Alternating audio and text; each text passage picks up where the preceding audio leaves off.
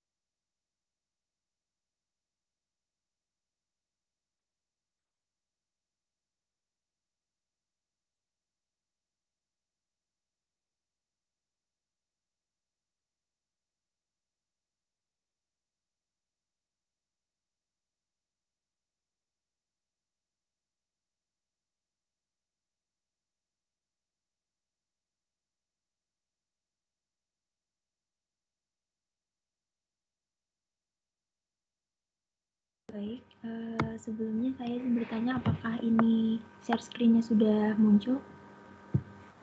Sudah muncul. Ya, teman-teman, untuk setiap kelompok diberi waktu sekitar 16 menit untuk presentasi dan sesi tanya jawab ya. Baik, baik kalau begitu langsung kami mulai. Assalamualaikum warahmatullahi wabarakatuh. Selamat pagi, yang terhormat Bapak Teguh selaku dosen pengampu mata kuliah Mikroteknik Hewan dan teman-teman lain yang kami banggakan. Izinkan kami dari kelompok 10 untuk mempresentasikan hasil kerja kelompok kami yang berjudul kualitas sediaan jaringan kulit metode microwave dan konvensional heat crystal processing pewarnaan hematoksilin LC. Next.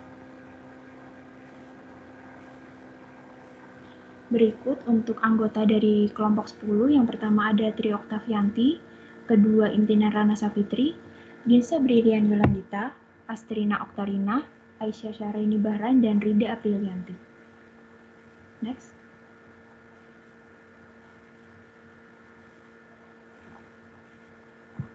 Baik, untuk selanjutnya akan dilanjutkan oleh teman saya Rida. Baik, yang pertama yaitu abstrak. Jaringan merupakan suatu jaringan yang memiliki kandungan air sebesar 64%, sehingga ini tuh rentan terjadi kerusakan preparat apabila tahap prosesinya tidak dilakukan dengan benar. Nah, processing jaringan ini terdiri dari dua metode, yaitu metode konvensional, di mana metode ini tuh menggunakan silol dan suhu kurang lebih 72 derajat Celcius selama 18 jam, serta metode microwave, di mana metode ini tuh menggunakan isopropanol alkohol dan suhu kurang lebih 80 derajat Celcius selama 3 jam. Nah, tujuan penelitian ini yaitu untuk membandingkan kualitas preparat jaringan kulit menggunakan metode konvensional dan microwave dengan mengamati kualitas penyerapan dan keseragaman warna menggunakan pewarnaan hematoksilin eosin. Nah, penelitian ini dilakukan dengan pendekatan cross-seksional menggunakan 62 sampel preparat histologi dengan pewarnaan hematoksilin eosin, kemudian dinilai kualitas preparatnya. Hasil pengamatan kualitas preparat jaringan kulit dengan metode konvensional didapatkan 94,8% hasil baik dan 5,2% hasil yang kurang baik. Sedangkan dengan metode microwave didapatkan 96,1% hasil yang baik dan 3,9% hasil kurang baik. Nah, dilakukan pula uji chi-square yang menunjukkan nilai P kurang dari 0,005 yang berarti berbeda secara statistik. Nah, dari hasil penelitian dapat disimpulkan bahwasanya metode konvensional dan microwave ini sama-sama baik untuk processing jaringan histologi khususnya jaringan kulit. Next.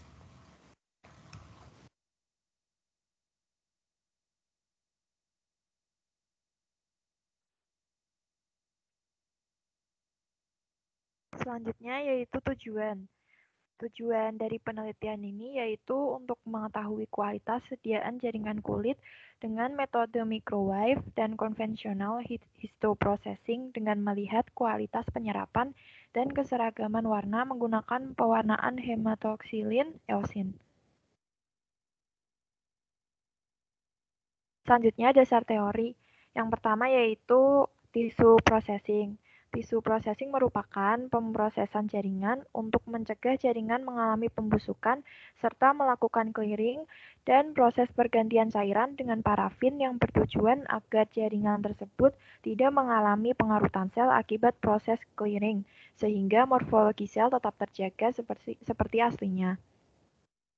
Sedangkan tisu prosesor adalah sebuah perangkat atau alat yang digunakan untuk mempersiapkan sampel jaringan. Tahapan tisu processing meliputi fiksasi, dehidrasi, clearing, embedding, dan sectioning.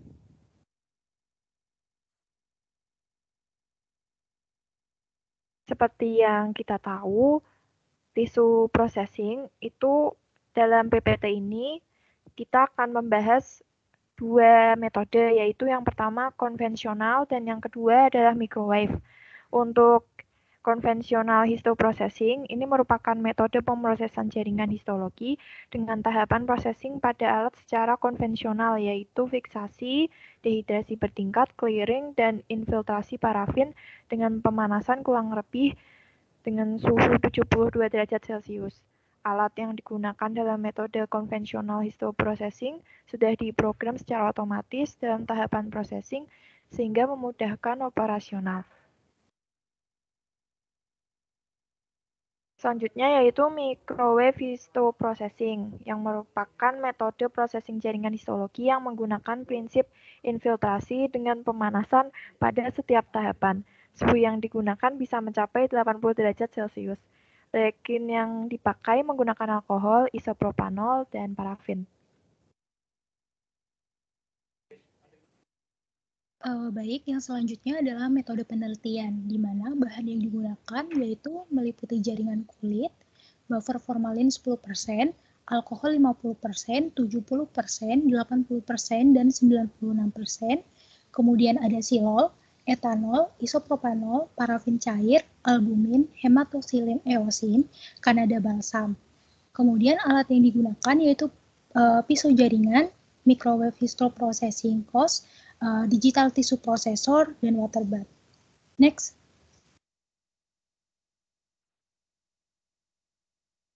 Selanjutnya, adapun cara kerja yang digunakan yaitu meliputi pemotongan atau pemilihan jaringan kulit, kemudian ada processing jaringan dengan metode konvensional histoprocessing, kemudian ada prosedur microwave histoprocessor, pengeblokan, pemotongan blok parafin, dan pewarnaan rutin dengan hematoksilin eosin.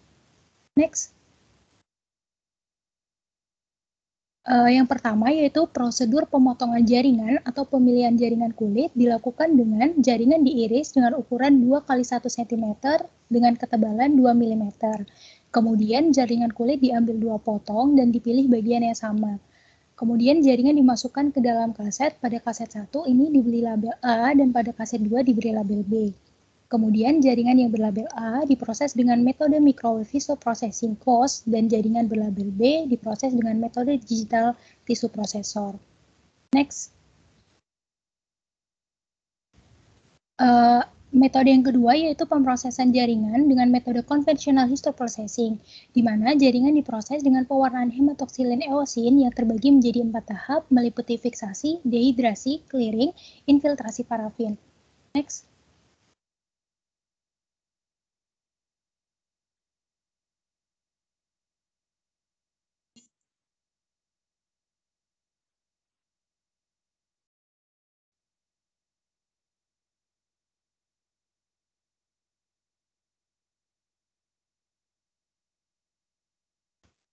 Berikutnya merupakan prosedur metode microwave histoprocessor, yaitu jaringan kulit dalam kaset dimasukkan dalam alat microwave tissue processor dengan tahapan fiksasi, dehidrasi, kemudian dicelupkan pada tabung dengan tahap sebagai berikut, dan yang terakhir adalah infiltrasi parafin, yaitu dengan cara memindahkan jaringan pada tabung kelima yang berisi parafin cair selama 55 menit dengan suhu yang digunakan 81 derajat Celcius.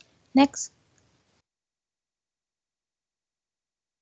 Tahap selanjutnya yaitu pengeblokan, di mana parafin cair dituangkan ke dalam cetakan, kemudian jaringan dari processing dimasukkan ke dalam cetakan yang telah diisi parafin cair, kemudian jaringan ditekan agar menempel di dasar cetakan, kemudian tutup cetakan kaset dilepaskan, kemudian diletakkan pada cetakan dan ditekan, lalu nomor sampel atau etiket ditulis di ujung kaset dan ditunggu hingga parafin membeku. Setelah beku, kemudian dikeluarkan dari cetakan.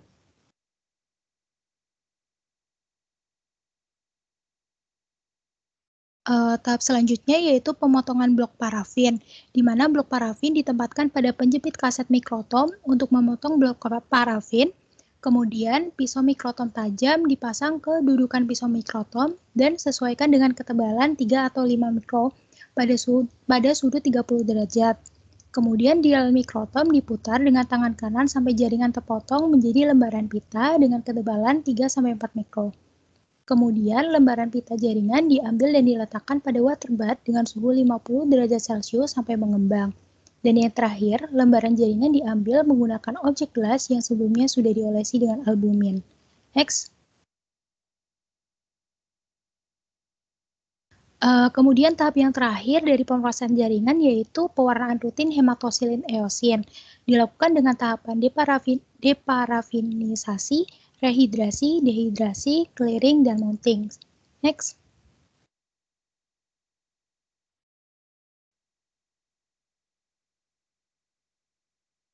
Selanjutnya hasil pengamatan kualitas sediaan histologi jaringan kulit dengan metode microwave histoprocessing didapatkan 96,1% hasil yang baik dan 3,9% hasil yang kurang baik. Sedangkan pada metode konvensional histoprocessing, kualitas sediaan didapatkan 94,8% hasil baik dan 5,2% hasil yang kurang baik. Next.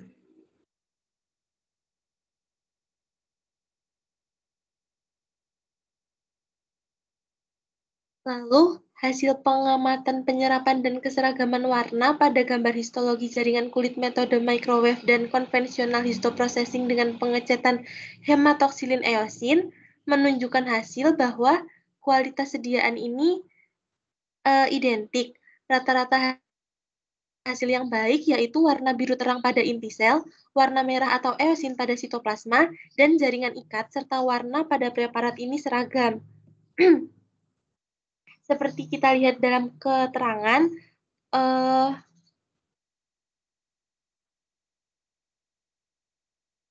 A ini menunjukkan warna biru terang pada inti sel, B menunjukkan warna merah pada sitoplasma dan jaringan ikat, lalu C ini menunjukkan warna biru pada inti sel itu kurang, yang D menunjukkan warna merah eosin pada sitoplasma dan jaringan ikat kurang.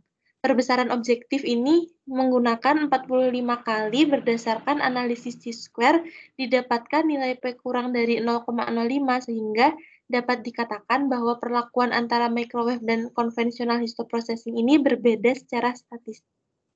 Next.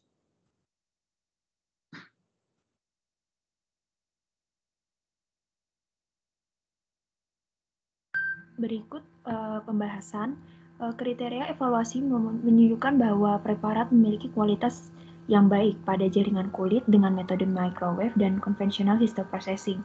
Hal ini dikarenakan metode microwave histoprocessing yang menggunakan panas dan rotasi mempercepat difusi reagen ke dalam atau keluar jaringan sehingga kadar air dalam jaringan meningkat lebih cepat. Proses ini akan mengurangi waktu tunggu untuk riwayat pemrosesan. Next.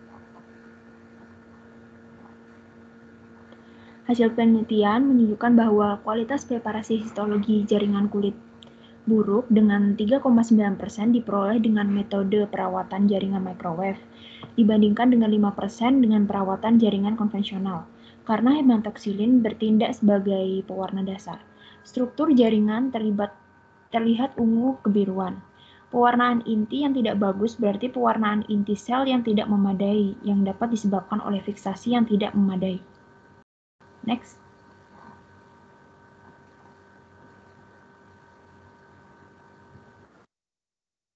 Selanjutnya ada kesimpulan, berdasarkan penelitian yang sudah dilakukan dapat disimpulkan bahwa kualitas preparat jaringan kulit menunjukkan hasil yang baik melalui metode microwave maupun konvensional.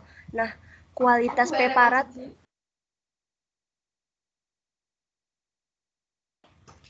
mohon maaf, selanjutnya yaitu kualitas preparat menggunakan microwave histoprocessing menunjukkan hasil sebesar 96%, sedangkan dengan konvensional histoprocessing menunjukkan hasil sebesar 95%.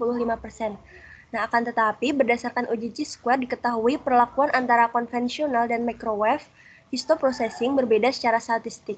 Oleh karena itu, processing jaringan kulit dapat menggunakan metode microwave karena dirasa lebih efisien terhadap waktu. Next.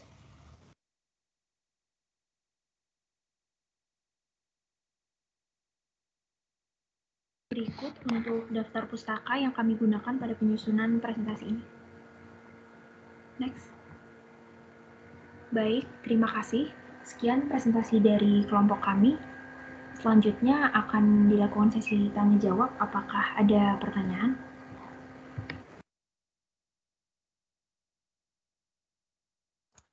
Untuk teman-teman yang ingin bertanya, diharap segera ya, waktu tinggal 2 menit lagi.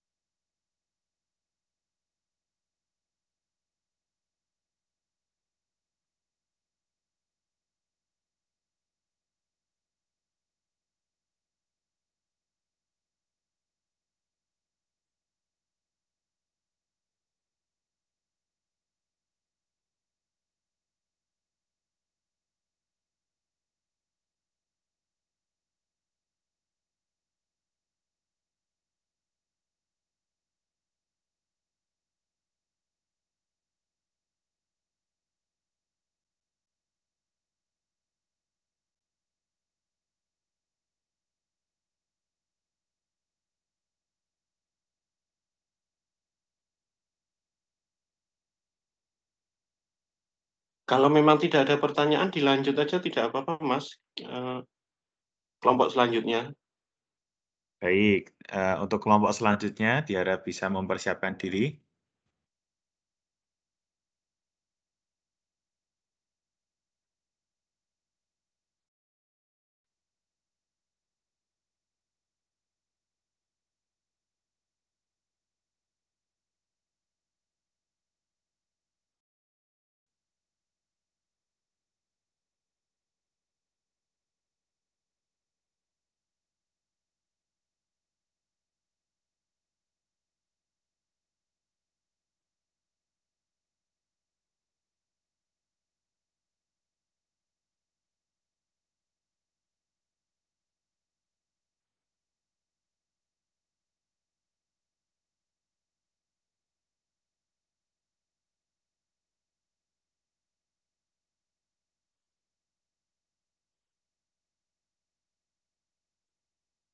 Untuk kelompok ini sudah siap?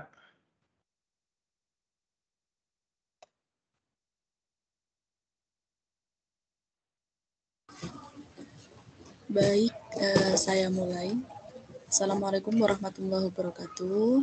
Yang terhormat Bapak Teguh Suprihatin selaku dosen pengampu mata kuliah Mikroteknik Hewan kelas A.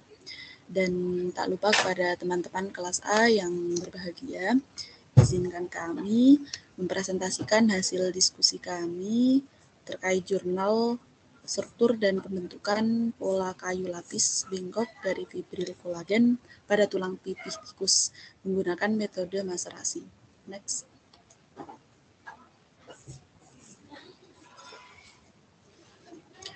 Kelompok kami meliputi Azra Batrisia, Devi Anjeli, Elia Syafaatul Nikmah, Putri Eka Ramadhani, Rafena Eka Julianti, dan saya sendiri Ulul Hairiah.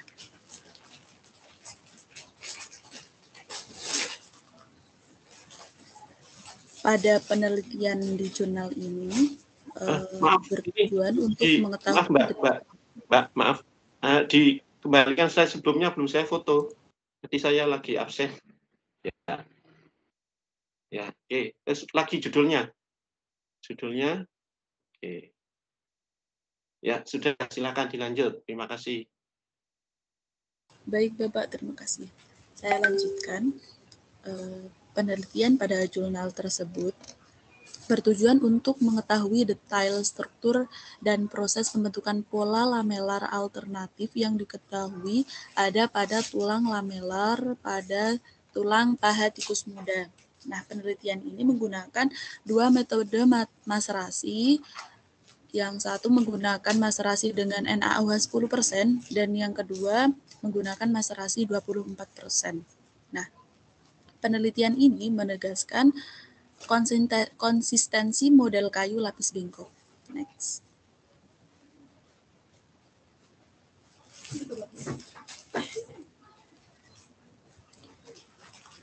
Kita ketahui bahwa tulang pipih ini menunjukkan lamela yang dapat diwarnai dengan mikroskop. Nah, perubahan lamela ini dapat berubah atau perubahan teratur dan berskala susunan fibril kolagen, menghasilkan pola pipih alternatif model kayu lapis bengkok, di mana setiap satu lamela terdiri dari beberapa lapisan dan setiap lapisan fibril kolagen disusun secara paralel.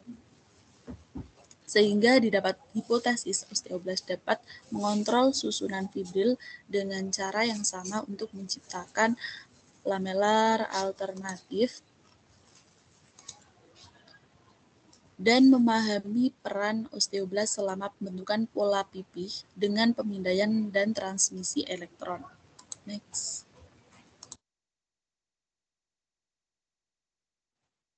Metode yang digunakan dalam penelitian ini meliputi persiapan hewan dan jaringan, maserasi dengan NaOH 10%, maserasi dengan NaOH 24%, lalu pengamatan dengan mikroskop elektron. Next. Tahap pertama yaitu persiapan hewan dan jaringan. Mula-mula tikus dianestesi dengan injeksi natrium pentobarbital intraperitoneal. Tikus diperfusi dengan campuran paraformaldehida 2% dan glutardehid 2,5% dalam buffer kakodilat 0,06 m. Selanjutnya, femur dibedah, kemudian direndam dalam larutan fiksatif semalam. Kemudian demineralisasi dalam 10% ETA selama 3 minggu. Kemudian spesimen tulang dipotong menjadi 2 di sepanjang bidang sagital. Next.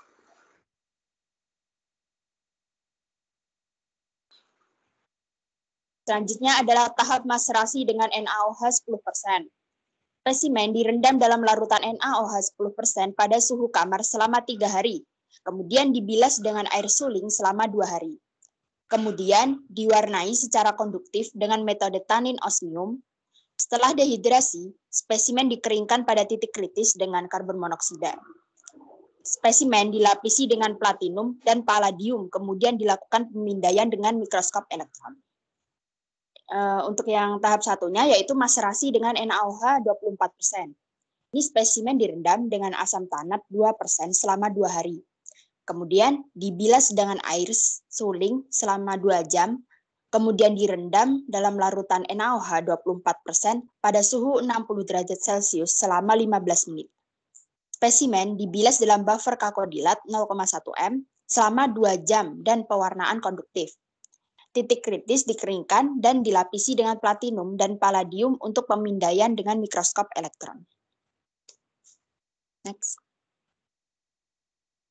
Selanjutnya yaitu mikrograf elektron potongan tulang macam maserasi dengan NaOH 10%, di mana pada gambar A terlihat diafisis sel secara keseluruhan dengan struktur interior yang halus, sedangkan pada gambar B terlihat lamela dasar bagian dalam dengan tanda bintang menunjukkan pola pipih pada sisi anterior. Lalu selanjutnya yaitu perbesaran tinggi dari pola pipih, di mana fibril kolagen individu jelas diamati dengan menghilangkan zat interfibrilar. Lamela transversal yang ditandai dengan huruf T yang terdiri dari fibril yang dipotong melintang dan hampir melintang, dan lamela longitudinal yang ditandai dengan huruf L yang terdiri dari fibril yang terpotong memanjang dan hampir membujur berstratifikasi secara bergantian. Titik 1 menunjukkan fibril yang dipotong melintang, seperti dilacak ke bawah, susunan fibril berputar secara progresif dan bagian-bagian fibril mengarah ke kanan, yang terlihat pada panah 2. Kemudian fibril yang tersusun secara longitudinal pada garis 3, dan fibril dengan bagian yang mengarah ke kiri pada panah 4 muncul secara berurutan. Selanjutnya, fibril yang dipotong melintang muncul lagi, dan rotasi berulang ini menghasilkan pergantian lamela transversal dan longitudinal.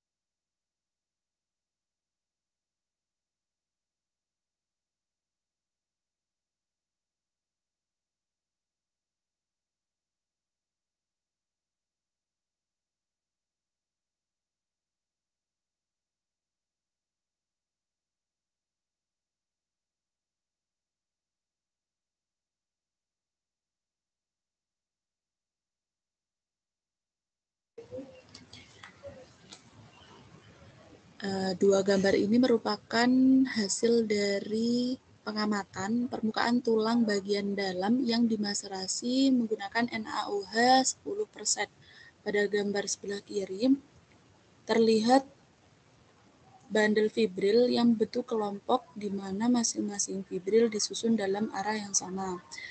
Fibril ini di perbesaran tinggi ternyata fibril yang dirakit secara longgar menutupi bandel fibril yang dibatasi oleh pori-pori oval. Next.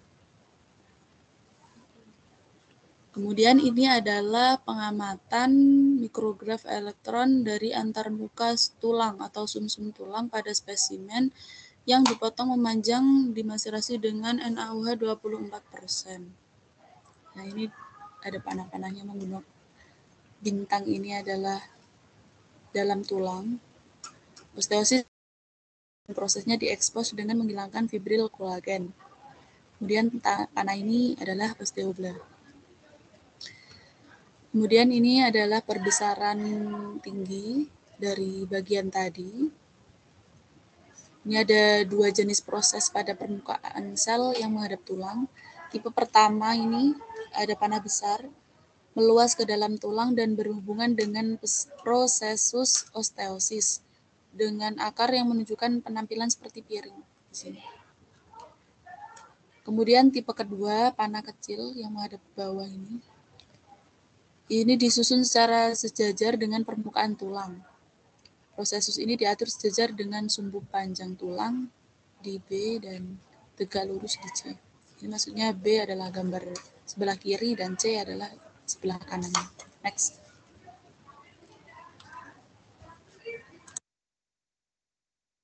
Selanjutnya ada mikrofag elektron osteoblast dalam spesimen yang dimaserasi dengan 24% NaOH. Untuk gambar yang A, itu yang sebelah kiri, permukaan sel yang menghadap tulang diekspos secara manual dengan jarum halus. Dua osteosit dengan lambang bintang itu tersisa. Kemudian yang B, yang sebelah kanan itu perbesaran tinggi di area tertutup bujur sangkar yang ada di gambar yang A. Jadi perbesaran yang ada di gambar A, yang sebelah kiri. Terus di antara proses tipe pertama yang panah besar, proses tipe kedua itu dengan panah kecil diatur dalam arah horizontal yang serupa. Kemudian yang gambar C yang bawah itu proses tipe kedua atau panah jelas terlihat dari osteoblast. Next. Selanjutnya ada pembahasan. Pembahasan di sini, studi ini menunjukkan bahwa rotasi teratur dan periodik dari susunan fibril menciptakan pola pipi alternatif. Dalam studi pemindaian mikroskop elektron, osteoblast menampilkan dua jenis proses, yakni proses tipe 1 dan proses tipe 2. Proses tipe 1 yaitu bagian dari jaringan seluler yang terlibat dalam penginderaan dan pengendalian lingkungan mikrotulang. Yang proses tipe 2 yaitu mengontrol susunan fibril selama pembentukan pola kayu lapis bengkok.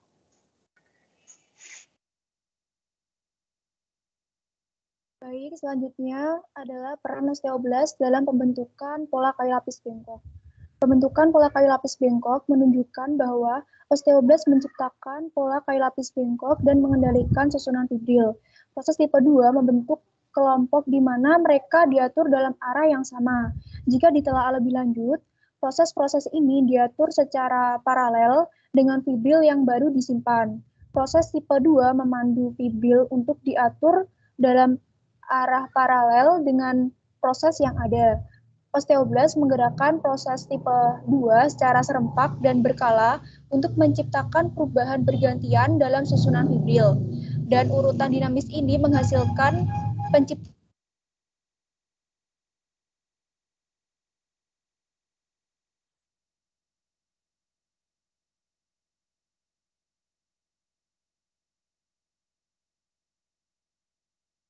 bisa di next. Baik, kesimpulannya adalah untuk struktur pola lamela alternatif disimpulkan bahwa susunan fibril kolagen berputar secara teratur dan berkala dalam arah yang sama sehingga muncul dua jenis lamela, yaitu lamela melintang dan lamela memanjang yang muncul secara bergantian dalam beberapa bagian. Berkenaan dengan pembentukan pola lamelar alternatif, pengamatan menunjukkan bahwa morfologi proses osteoblastik seperti jari, proses osteoblastik tipe 2 yang ramping sejajar dengan fibril kolagen yang baru disimpan. Dari temuan ini dapat disimpulkan bahwa osteoblast yang dikelompokkan menyelaraskan proses tipe 2 secara serempak dan berkala untuk menciptakan perubahan alternatif dalam susunan fibril. Dan urutan dinamis ini menghasilkan pembentukan pola lamelar alternatif atau biasa dikenal dengan pola kayu lapis bengkok. Bisa di next. Berikut ini merupakan daftar pustaka sebagai acuan untuk pembentukan PPT kali ini. Bisa di next.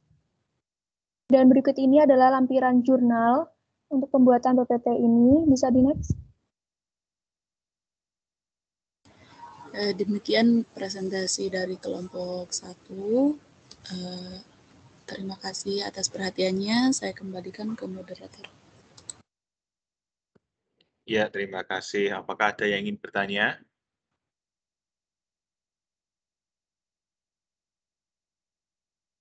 Jika tidak, kita langsung saja ke kelompok terakhir ya. Yang untuk kelompok terakhir, bisa dipersiapkan.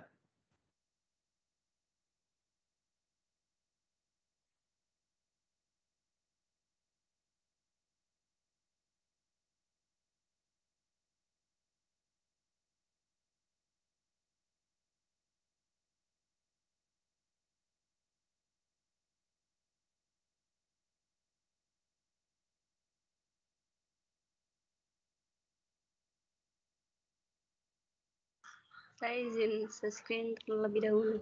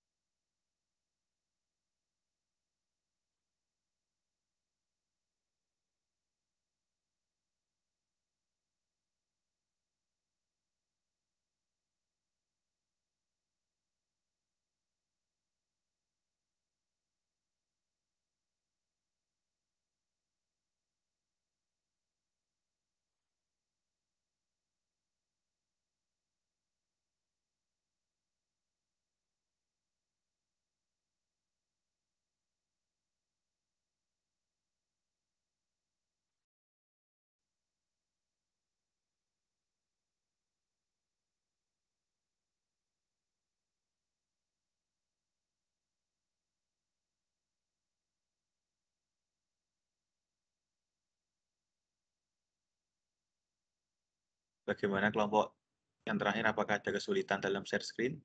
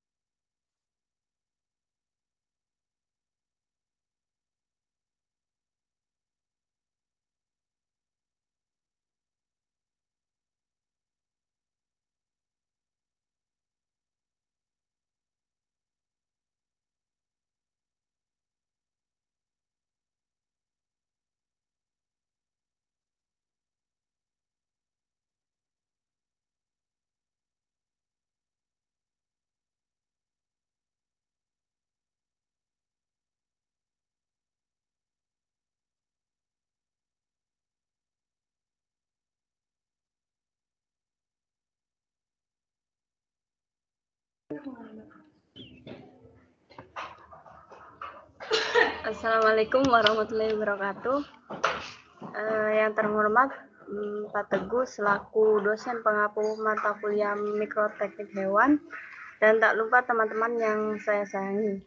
Di sini kami selaku kelompok 8 ingin presentasikan hasil diskusi kami dengan materi Evaluation of Immunohistochemical Staining for Glycation in Human Pancreatic Tissue.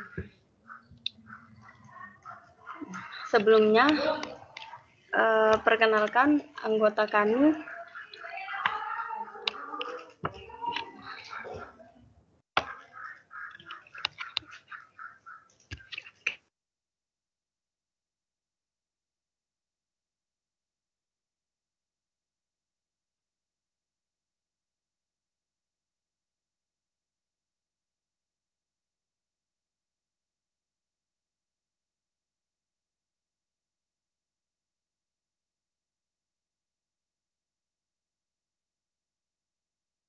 Anggota kelompok 8 terdiri dari Mira Astuti Wulandari, Rizka Amalia, Chandra Ayu Sofia, Regina Risan, Umdatu To'ah, dan Umi Latifatul Lailiyah.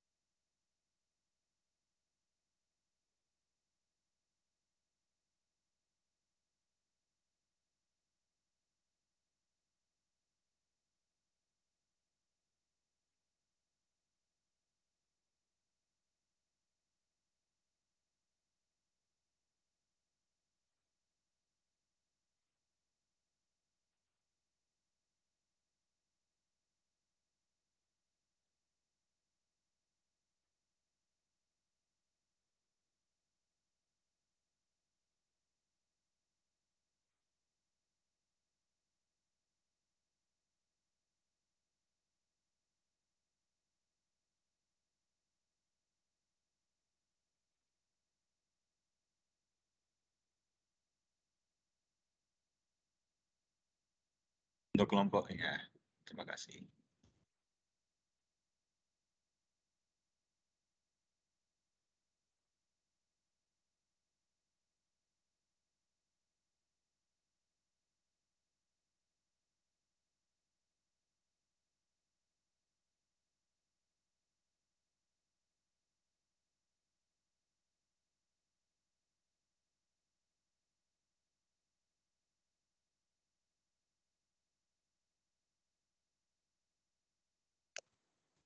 Baik, saya lanjut. Mohon maaf, tadi share screen-nya terkendala. Selanjutnya yaitu metode. Tahapan penelitian ini dimulai dari yang pertama, spesimen pankreas manusia difiksasi dalam buffer paraformaldehid 4% semalaman pada suhu 4 derajat Celcius, lalu di-embedding dalam parafin. Yang kedua, antibodi pendeteksi dilarutkan dalam air dengan gliserol sesuai dengan instruksi label, disimpan pada 20 derajat Celcius, dan digunakan pada pengecaran 1:100. Yang ketiga, glukagon dilarutkan dalam asam asetat 0,05 molar, dan peptida GLP1 dilarutkan dalam air pada 1 mg per mili. Ali aqueous disimpan pada 20 derajat Celcius. Yang keempat, tahapan dot block.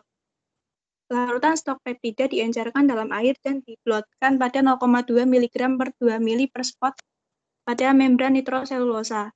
Membran dibiarkan untuk dikering anginkan, kemudian diblok dengan 5% mil dalam TBST selama 1 jam pada suhu ruang, diinkubasi semalaman pada suhu 4 derajat Celcius dengan antibodi primer, dilarutkan di 5% BSA dalam TBST, dicuci, diinkubasi dengan deteksi antibodi, dilarutkan pada 5% mil dalam TBST selama 1 jam pada temperatur ruang, protein divisualisasi dengan peningkatan chemiluminescence. Tahap kelima yaitu tahapan antibody blocking dengan peptid. Antibodi diencerkan dalam TBST dan diinkubasi pada suhu kamar dengan tidak adanya atau adanya peptid. Serum antiglukagon kelinci diencerkan 1:200, diinkubasi dengan 10 mg per mili peptid selama 6 jam pada suhu kamar. Setelah diinkubasi dengan peptid, campuran dipintal selama 10 menit pada 15.000 gram dan diencerkan menjadi 1:2000 sebelum aplikasi ke bagian atau membran dot block. Dalam percobaan lain, serum antiglukagon kelinci diencerkan 1:2000 diinkubasi dengan 100 gram per mili peptida glukagon atau GLP1 7-36 amida selama 12 jam pada suhu kamar, dipintal dan digunakan untuk dot block dan pewarnaan. Tahap keenam yaitu prosedur pewarnaan. Setelah dihilangkan lemaknya, lalu diinkubasi 10 menit dalam etanol 100%, 5 menit etanol 95%, 70%, dan air. Selanjutnya dikirim ke pengambilan antigen yang diinduksi panas dalam buffer sitrat pH 6,0 menggunakan microwave dalam 3 siklus selama 5 menit pada power level 5, diikuti dengan istirahat 30 detik, didinginkan pada suhu ruang selama 1 jam, lalu direndam dalam soaking buffer yang terdiri atas TBS dan 0,4% TX100 selama 30 menit di atas es dan dicuci dengan TBS. Untuk pewarnaan imunohistokimia, preparat diberi perlakuan 30 menit di suhu kamar dengan 10% metanol dan 3% H2O2 di TBS, diblokir dengan BSA, dan diinkubasi dengan antibodi primer yang diencerkan dalam TRIS-B buffer semalaman. Setelah itu dicuci dengan TBS, preparat diinkubasi dengan antibodi pendeteksi yang diencerkan dalam buffer TRIS-B selama 1 jam pada suhu kamar, dan pewarnaan selesai menggunakan kit ABC dan substrat enzim dari vektor sesuai dengan instruksi label. Setelah pengembangan warna, bagian-bagian tersebut diwarnai dengan hematoksilin dan gambar pulau dan saluran diambil dari daerah yang berbeda dari bagian.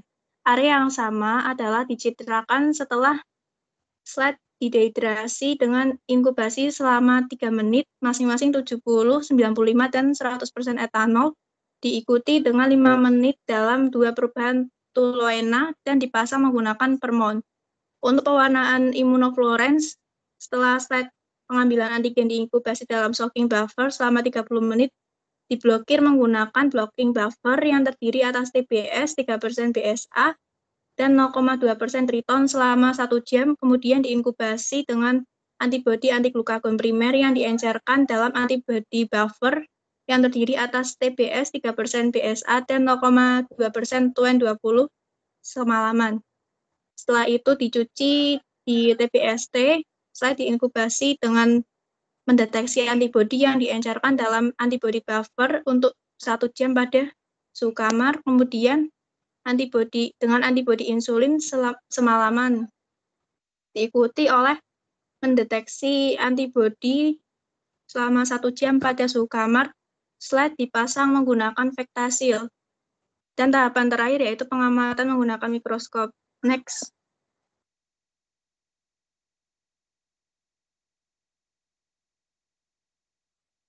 Selanjutnya adalah hasil dan pembahasan.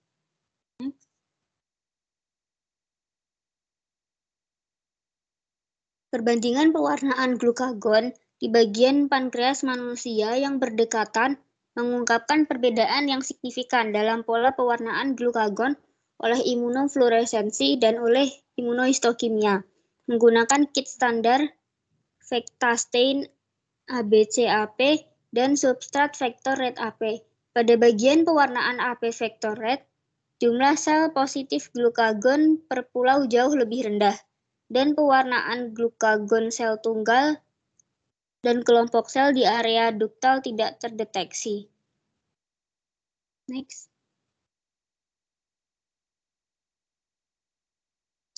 Hasil dot blok yang dihasilkan pada gambar A menunjukkan bahwa antibodi berinteraksi dengan glukagon peptida sintetik, tetapi tidak dengan kontrol terkait. Selain itu, prainkubasi serum dengan peptid glukagon tetapi tidak mengkontrol peptida, mencegah peningkatan pada peptida glukagon yang terhapus dan menghapuskan imunostaining jaringan. Next.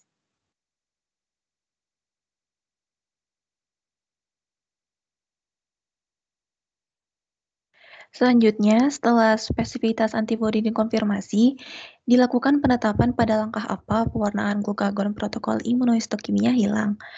Hasil menunjukkan bahwa vektor red tersapu selama langkah dehidrasi sebelum penutup tergelincir, seperti yang ditunjukkan pada perbandingan gambar D dan A panel 1. Kemudian, hilangnya warna pada pola-pola kecil tidak selalu terlihat jelas, dan dalam beberapa kasus dapat terungkap hanya dengan perbandingan berdamping dari gambar pola-pola yang sama dalam bagian-bagian yang berurutan. Pewarnaan glukagon di daerah duktus benar-benar hilang setelah dehidrasi dan penutup tergelincir. Next slide.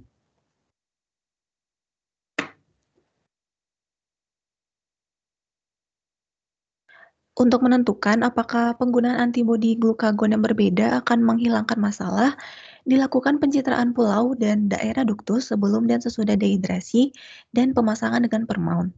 Seperti yang ditunjukkan pada gambar 4, dan gambar di samping, setelah dehidrasi dan pemasangan, pewarnaan kembali agak melemah di pulau. Seperti tampak pada perbandingan gambar D dan A panel 1, dan benar-benar hilang seperti pada perbandingan gambar E dan B. Next slide.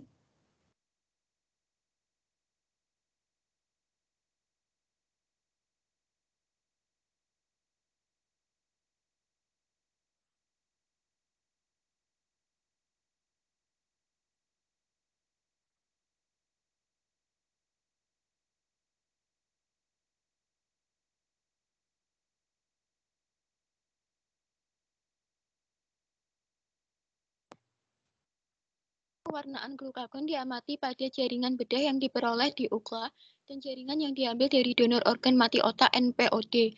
Berdasarkan hal tersebut, status diabetes tampak tidak mempengaruhi hilangnya pewarnaan karena jaringan bedah berasal dari subjek dengan T2D dan jaringan yang diperoleh dari NPOD berasal dari donor non-diabetes.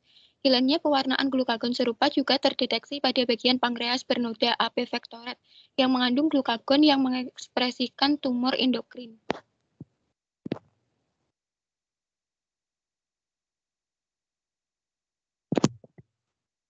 Dalam pada penelitian ini yaitu penelitian ini menunjukkan bahwa DAP peroksidase dapat diandalkan untuk pewarnaan sel alfa. Penggunaan AP vectored bukanlah metode yang dapat diandalkan karena warnanya sebagian terhapus dari sel alfa di pulau dan benar-benar hilang dari ekspresi glukagon sel di dalam dan sekitar saluran endokrin selama langkah dehidrasi. Kehilangan warna ini dapat diatasi dengan menggunakan media pemasangan berair atau pengaringan udara sebelum pemasangan permanen.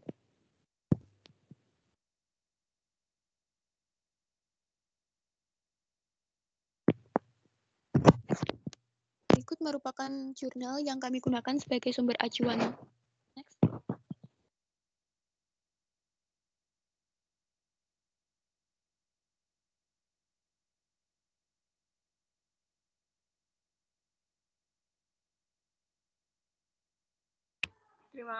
Terima kasih atas pemaparan materinya. Langsung saja, jika dari teman-teman ada pertanyaan atau sanggahan, bisa menggunakan fitur raise hand atau bisa juga dengan menuliskan pertanyaan di ring chat.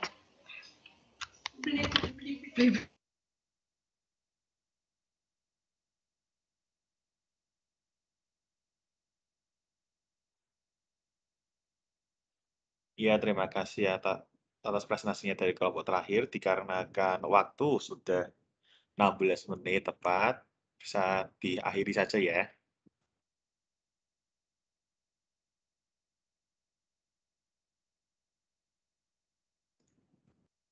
Ya, sekian. Terima kasih untuk teman-teman yang sudah presentasi pada hari ini. Saya kembalikan ke Bapak Teguh. Terima kasih.